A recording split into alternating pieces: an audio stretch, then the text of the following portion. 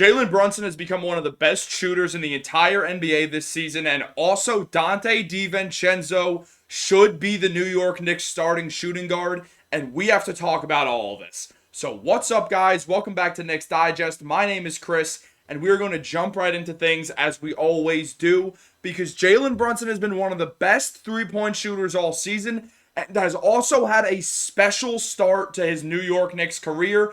And so let's not waste any time. Let's throw some numbers right at you guys. First things first, let's just talk about the way that Jalen Brunson has opened up this season when it comes to shooting threes. Because right now he is tied for third in NBA three-pointers made this season, right behind Steph Curry and Luka Doncic, both of whom are viewed as probably the top 1 and 2 point guards in the NBA. Unless you want to put Shai Gilgeous-Alexander there, which you obviously can. I would put him ahead of Luka. However, not the point of this video. Jalen Brunson is shooting 47.4% from three, which is higher than any other player in the top 50 for three-pointers made. And then you see the whole breakdown of it.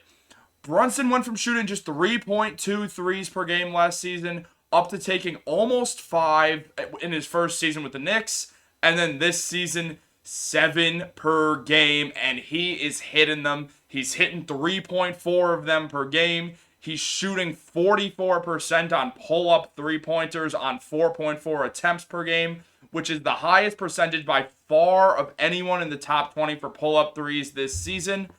Jalen Brunson has been balling out from behind the arc. Now, we've talked about it a little bit. His inside scoring has not been exactly what we've hoped this year. It's really become the worst facet of his game offensively so far this season, which is wild because when we would think about Jalen Brunson, we would think about a guy who would be scoring on the inside. But it's honestly better that this is the way that it is because of the way that RJ Barrett and Julius Randle play basketball. This adds so much more spacing for the New York Knicks. It's so important that they have a guy like this who can hit threes. But it's not just the threes, guys. It's everything. If we look here, Carmelo Anthony versus Jalen Brunson through the first 87 games as a New York Knick.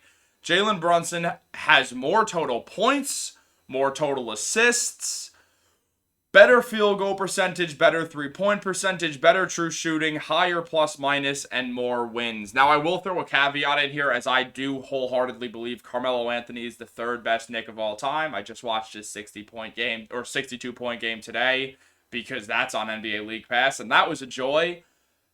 Brunson's not better than Carmelo Anthony as of right now. I just don't believe that to be true at all. This Knicks team is much better, and it's leading to Brunson having better numbers. Also, the NBA is a little different. There's more points scored now than there were 10 years back when Melo first came to the Knicks. It's actually been longer than 10 years now. Melo got traded to the Knicks almost 12 years ago, and his first 87 games came within the first year. He got traded in February, so that was a year of basketball. And essentially, yeah, Brunson's had better numbers to start. I'm not going to say he's better than Carmelo, but he has had an incredible, historic start to the season, which is really why we're bringing these numbers up. And it is so awesome that the Knicks have a guy who's even close to the stratosphere of Melo, where it's like, I don't know what to do. No one's hitting shots. Just give Brunson the ball. He'll figure it out. The last time the Knicks had that was with Carmelo Anthony, who, as I said, I believe that behind Clyde at number 1 and Ewing at number 2, Carmelo Anthony is the third greatest Knick of all time. And Jalen Brunson's got a real chance to take that away from Melo when you look at it. They came at a similar age period, but here's the thing. Melo had the worst front offices with these New York Knicks. Donnie Walsh wasn't bad, but he left soon after Melo got there. Then it was just a rough patch after that. I mean, Phil Jackson came in, ruined everything. Steve Mills wasn't good, and really by the time that Phil was gone, so was Melo. Phil took over in 2014. Melo almost left. Melo eventually came back, and then, he ends up getting traded the same offseason that Phil Jackson gets fired by James Dolan for trying to waive Carmelo. However, that's enough about Carmelo Anthony. He's a tremendous player and all that, but let's just look at Jalen Brunson's numbers throughout his career. 25 points per game this season, which is a career high. He's shooting his career best from three, and it is a noticeable difference. He's jumped up, basically set 6% from three, which is awesome. His field goal numbers are down. It's the worst of his career when it comes to 2-point percentage, but that's fine. I'm really not that worried. And again, the three-pointers matter. They matter more for any team, especially a New York Knicks team that struggles to shoot the ball. So it's just amazing numbers throughout. The man is very clearly an all-star this year. There's not much you can debate about it. And if he doesn't make the all-star team, he's an unbelievable snub. I thought he got snubbed last year. He's not going to get snubbed again. He's the best player on the New York Knicks, and the New York Knicks are good at basketball. And when the New York Knicks have a good basketball team, or even a good enough basketball team, and their best player has enough of a name attached to him, they make the all-star game. I wouldn't be shocked if both Randall and Brunson make it, which would be so cool to see two Knick all-stars on the same team, and they sort of deserve it. Remember, this is a second-round team defending that. Had a pathway to the NBA Finals for sure. But we keep moving. When it comes to three-pointers or three-point percentage leaders this season on a minimum of 80 attempts, Kevin Durant is in first with 49%. Then second is Jalen Brunson at 47.4%. Rounding out that list is Grayson Allen, Lonnie Walker, Isaiah Joe, Dorian Finney-Smith, and Malik Beasley. Brunson has become an elite three-point shooter. That's very clear, and it is so important come playoffs. I mean, obviously KD is KD. The man just scores, and he scores at will. He's one of the greatest scorers of all time, one of the best isolation threats ever, and the most talented 7-footer to ever play basketball. And Brunson's right behind him with that shooting, and that is going to matter come playoffs because the Knicks were not a good shooting team. I don't know how many other ways to say it. So let's just wrap through some more Jalen Brunson stuff real quick.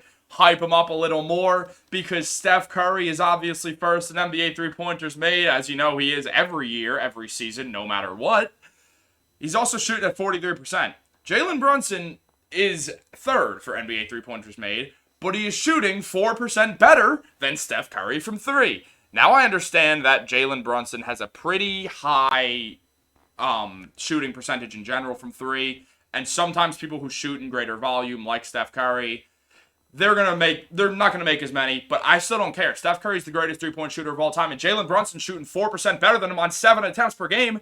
Jalen Brunson is legit. He is legit. He is exactly what the New York Knicks need, and I don't know how many other ways I could say it. So with that, we are going to move on to the next guy who we are talking about today, and that is Donte DiVincenzo, but we're also going to see some more Jalen Brunson right here, because when you look at the New York Knicks' top three-point percentages, you see Jalen Brunson leading the team. Obviously, Dylan Windler is, but he hardly ever plays, so I don't really count him. I'm counting guys who actually play. Brunson is shooting 47, and then Donte DiVincenzo pretty close behind, shooting 43.4% from deep. That is amazing, and I think because of that, it is time that we start Donte DiVincenzo. Grimes has been playing badly for 2 weeks. I understand he had a wrist injury, and I do think that's a lot of the reason why he's not shooting well. Also, it's probably a confidence thing. When you're a shooter, you're going to be thinking, oh, okay, my wrist is hurt. What if I miss? And then you get into that slump. It becomes mental, and you don't want to think too much before you shoot. That is a recipe for disaster. That is why shooting slumps happen, is because you just have it in your mind. It's like, oh, man, I cannot make one. And then, you start missing because you don't believe in yourself. And I think that's what's happening with Quentin Grimes more than anything, and it would reset his brain well for him to come off the bench. And Donte DiVincenzo has such a rapport with Jalen Brunson. They're so tight from their Villanova days. Their chemistry has been elite when they're on the court together. And I mean, DiVincenzo just hit 7 threes against the Toronto Raptors the other day. He is on a warpath from shooting. The Knicks need that shooting in there. No, DiVincenzo is not the defender Quentin Grimes is, but with the way RJ Barrett's been playing defense, that doesn't matter. Barrett can guard the best player on other teams. And also, Donte DiVincenzo is one of the better on-ball defenders in basketball. He's a really good defensive player. People have known that about Donte DiVincenzo. He's a really, really good defender. Is he the defender that Grimes is? No. Is he pretty close? Yeah. I think that it's time that they implement Donte DiVincenzo into the starting lineup. And hey, if it doesn't work, if the defense falls off and Grimes matters that much, then you switch it back. It's not a big deal. But I think that the Knicks should definitely look into that. I think it would help the team. It'll help bolster their offense. And it'll probably help Quentin Grimes just refine a groove. Not have to wait for your shots to only come on the perimeter when you're playing with 3 ball-dominant guys in Brunson, Randall, and Barrett. He'll get more touches. Him and Emmanuel quickly can get a real groove going together. That bench loves to run in transition. I think that would help with just spacing the floor for Grimes. And I think it just works out best for everyone. So hopefully that's what the New York Knicks decide to do. Hopefully Tibbs makes that adjustment. We know Tibbs is not keen to adjustments, but I would love to see that happen. And just to close it out, one final stat line, that is the stat line of Donte DiVincenzo. He's averaging 9 points, shooting 43% from 3, shooting 42% from the field, 14.1 PER. He's just having a fine season, and I think that that is enough to start at shooting guard for the New York Knicks next to Jalen Brunson. Then you have an elite shooting backcourt. When you look at it, that is an elite shooting backcourt. It's not just a good shooting backcourt, it is an elite one. And that would be the first time the Knicks would have that. They'd be able to shoot more threes. The Knicks should probably start doing that anyway. Then you have two elite shooters on the starting lineup. You have Julius Randle, who, as far as power forwards who are really inside scorers go, he's a pretty good shooter. RJ's obviously struggled since coming back from the migraine. Hopefully he can get a groove back going. This is what happens to RJ when he misses games. He completely gets in his own head, but he can find a rhythm. He just needs that one game to break out of the slump or whatever it is, get his groove going, and then he'll be good to go. And I think that makes the New York Knicks an elite shooting team, plus the second chances that Mitchell Robinson's going to give you. It just adds up for good basketball and is going to help the New York Knicks continue to win games. And hopefully that all happens. Leave your comments down below if you think that Donte DiVincenzo should start. Should Jalen Brunson start on the All-Star team? That's the question, because obviously he's an All-Star. Is he an All-Star starter? Let me know down below. Thank you so much for tuning in. I'm definitely not wearing a hat because my hair is a mess today. Have a tremendous day, guys, and go New York Knicks. Knicks Digest to the moon, baby!